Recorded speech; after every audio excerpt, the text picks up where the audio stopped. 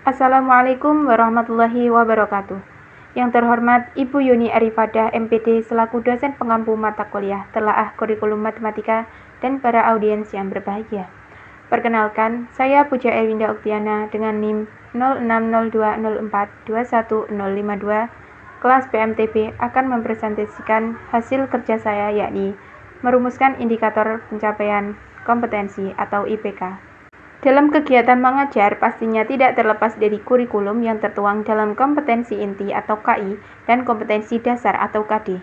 KI dan KD ini kemudian harus kita jabarkan secara mandiri menjadi indikator pencapaian kompetensi atau IPK.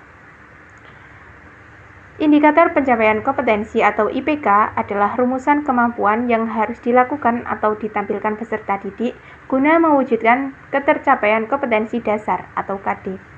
Indikator pencapaian kompetensi atau IPK juga diartikan sebagai perilaku yang dapat diukur atau diobservasi untuk menunjukkan ketercapaian kompetensi dasar atau KD tertentu yang menjadi acuan penilaian mata pelajaran. Fungsi dari indikator pencapaian kompetensi atau IPK itu sendiri yaitu yang pertama, pedoman dalam mengembangkan materi pelajaran. Yang kedua yaitu pedoman dalam mendesain kegiatan pembelajaran. Yang ketiga yaitu pedoman dalam mengembangkan bahan ajar, dan yang terakhir pedoman dalam merancang dan melaksanakan penilaian hasil belajar. Dalam menyusun indikator pencapaian kompetensi atau IPK harus memperhatikan beberapa hal berikut. Yang pertama, IPK diturunkan dari KD3 dan KD4. Yang kedua, IPK menggunakan kata kerja operasional atau KKO dengan memperhatikan dimensi proses kognitif taksonomi Bloom. Yang keempat, rumusan IPK memuat materi meliputi dimensi pengetahuan. Yang keempat, rumusan IPK menggunakan kalimat simpel, jelas, mudah dipahami, dan memuat satu tindakan. Dan yang terakhir, tidak menggunakan kalimat dengan makna ganda.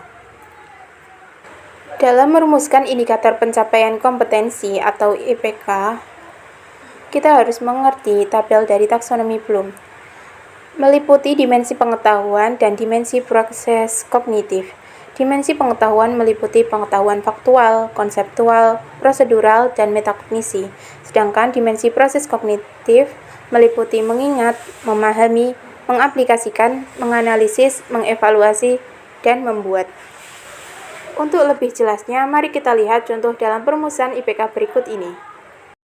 Contoh perumusan indikator kompetensi atau IPK KD 3.2 menjelaskan dan melaksanakan operasi hitung bilangan bulat dan pecahan dengan memanfaatkan berbagai sifat operasi. Dalam membuat IPK, kita harus mencari terlebih dahulu KKO pada KD yang akan dikembangkan. KKO pada KD 3.2 yakni menjelaskan dan melaksanakan. KKO-nya masuk ke dalam tingkat kognitif keberapa pada taksonomi Bloom? Bagaimana caranya? Kita harus mencari KKO yakni menjelaskan dan melaksanakan dalam taksonomi Bloom.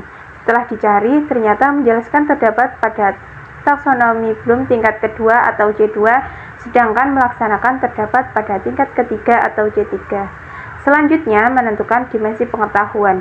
Menjelaskan termasuk pada konseptual, sedangkan melaksanakan termasuk pada prosedural. Langkah selanjutnya, kita harus menentukan IPK pendukung untuk mencapai IPK kunci. IPK pendukungnya yaitu mengidentifikasi. Jadi, pada proses berpikir dan keterampilan meliputi mengidentifikasi C2 konseptual, menjelaskan C2 konseptual, dan melaksanakan operasi, yaitu pada C3 prosedural. Setelah itu, barulah kita membuat IPK dengan KKO yang telah ditentukan.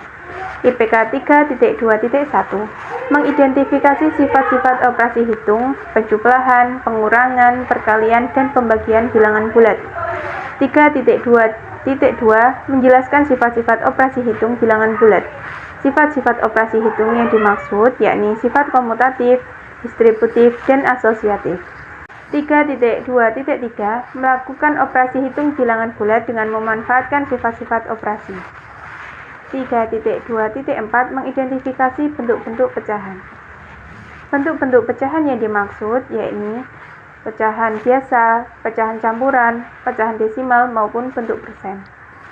3.2.5 menjelaskan sifat-sifat operasi hitung pecahan.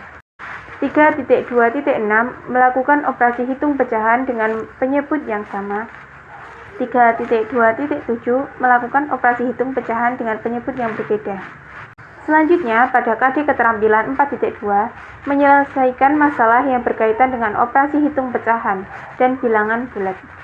Tingkat keterampilannya yakni menyelesaikan masalah lalu didukung dengan menganalisis dan memodelkan, sehingga dibuat IPK yakni 4.2.1 menganalisis masalah sehari-hari yang berkaitan dengan bilangan bulat atau pecahan. 4.2.2 memodelkan permasalahan sehari-hari yang terkait dengan bilangan bulat atau pecahan. 4.2.3 menyelesaikan masalah sehari-hari yang berkaitan dengan bilangan bulat atau pecahan. Berikut bagan materi pada bilangan bulat dan pecahan. Sekian video yang dapat saya sampaikan, kurang lebihnya mohon maaf. Wabillahi taufiq wal hidayah wa ridha wal inayah. Wassalamualaikum warahmatullahi wabarakatuh.